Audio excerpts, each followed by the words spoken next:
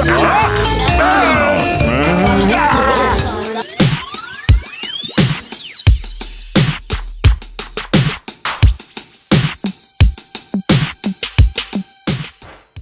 guys, Tank here. Tonight on RC Talk at 7:30. Oh, darn, messed it up. No, I'm gonna get it right one of these times.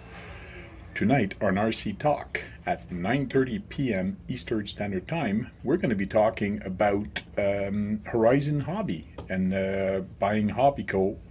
What's been happening since then? I've been reading a couple blogs. I put one on my the Tank RC Facebook page, and I've been trying to find out other stuff about it. So if you have info on that, join in, talk to us, and send the link and all that. We'll talk about that.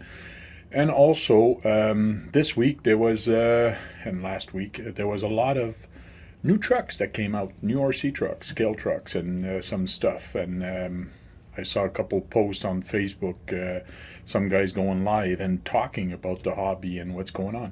So tonight on RC Talk, we're going to be talking about Hobbico, about new products. Guys, jump in. This is your show. We talk about stuff you want to talk about. So see you tonight at 9:30 Eastern Standard Time on YouTube Live, and you can join in.